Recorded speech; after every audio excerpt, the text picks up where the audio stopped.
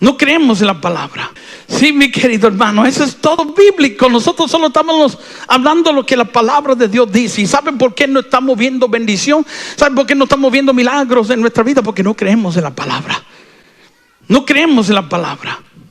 Cuando empecemos a creer en la palabra y creamos que esa palabra no retorna al cielo vacía sin primero hacer cumplir en todo lo que Él ha enviado a hacer, como dice Isaías 55:11. Dice: así es toda palabra que sale de la boca de Dios, no regresa, no retorna vacía sin primero cumplir en todo lo que Él ha enviado a hacer. Mira, eso es poderoso. Yo creo en eso.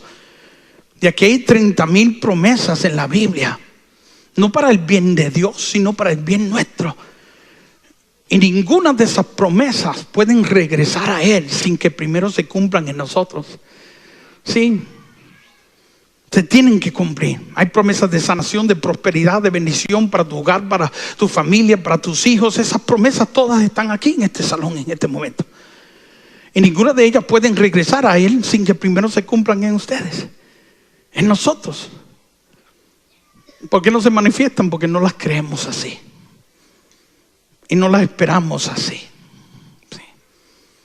Y nosotros tenemos que guardarla y creerla y esperar en ella, y veremos la gloria de Dios manifestándose. Mira, cuando yo me estaba muriendo, yo me recuerdo que aquella voz que yo digo que sentí, que me habló, que me dijo: hijo mío, tú no me conoces. A pesar de que yo había vivido toda mi vida en la iglesia, le servía, a pesar de todas mis complicaciones a la edad de 12 años, a pesar de todas mis complicaciones, ya yo cantaba y servía como mi familia. Vino en aquella voz y me dijo: hijo mío, tú no me conoces. Claro, yo estaba muriéndome ya en la cama, estaba en cuidados intensivos, muriéndome ciego, y un versículo vino en mis pensamientos que decía que por las llagas de Cristo yo había sido sanado. Y ese versículo me molestaba, y yo trataba de pensar en otras cosas, y de nuevo aparecía en mi versículo.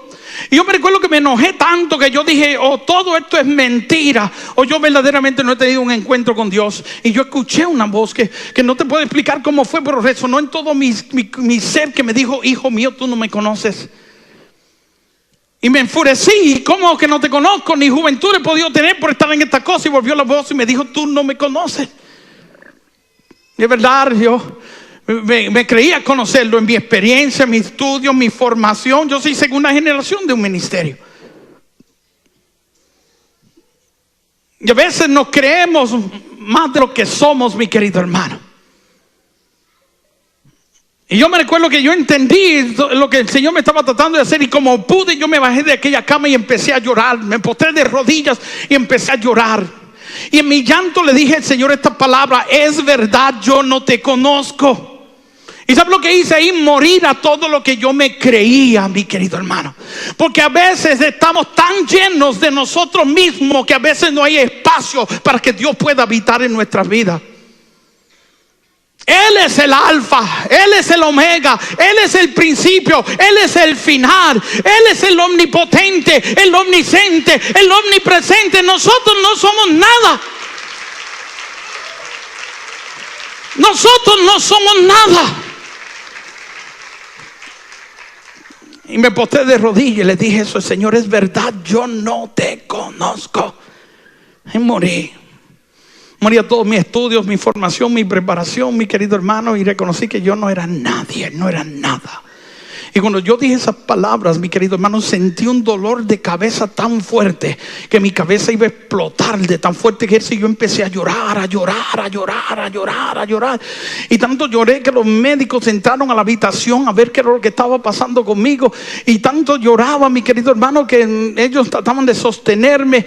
Y cuando aquello que sentí empezó a aliviarse, que dejé de llorar, cuando abrí mis ojos, mi vista había regresado. El Señor había obrado en mi vida, mi querido hermano. Sí.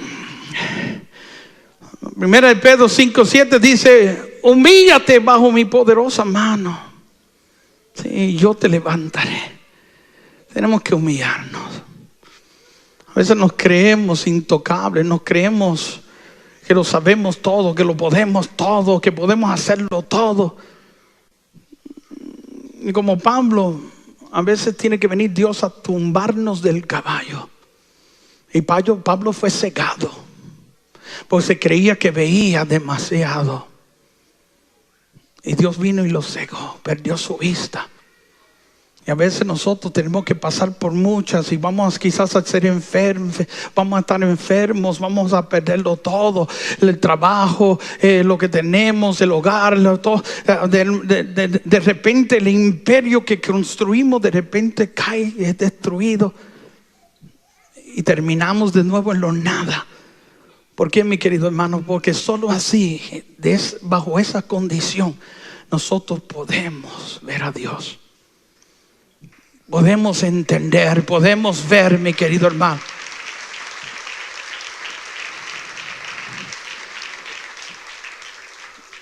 Quizás esa maldición que tú ves en tu vida, porque todo está sujeto a cómo nosotros lo interpretamos. Pero la Biblia dice que todo lo que acontece sirve para el bien de los que le amamos. Sí, quizás ese problema que tú has traído hoy aquí, quizás es una bendición disfrazada de maldición. Y quizás has tenido que llegar hasta donde estás ahora para tú poder estar hoy ante los pies del Señor.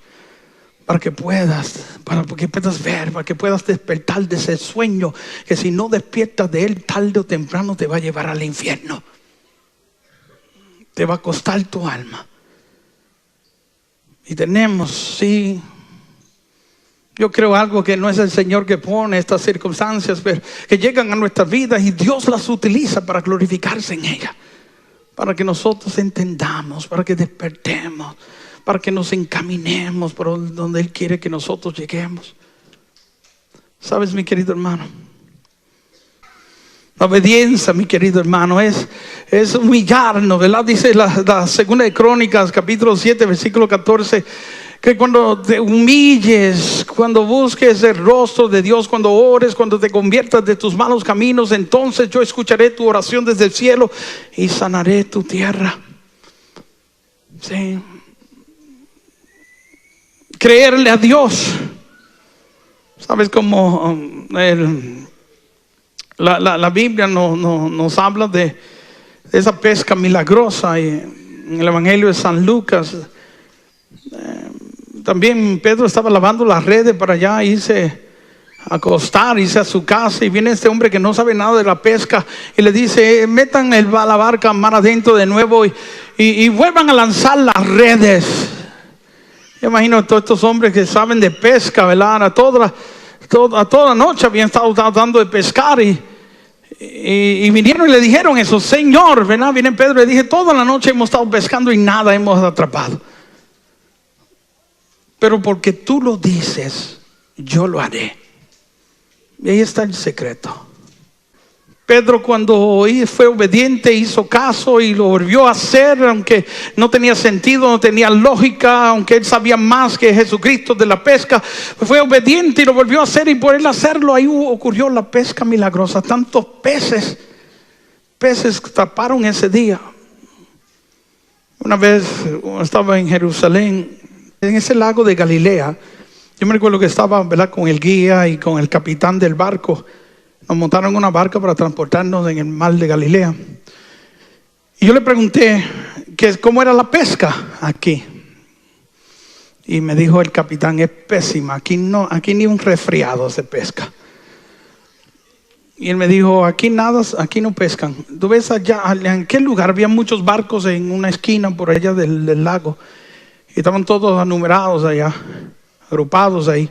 Me dijo: solo allí, en todo este lago nada se pesca, solo ahí donde están todos esos barcos, ahí se pesca.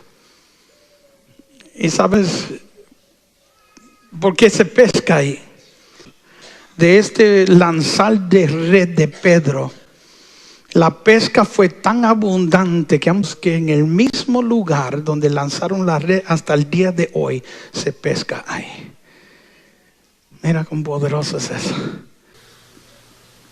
A Dios nada es imposible. Yo te voy a invitar a que construyamos en fe.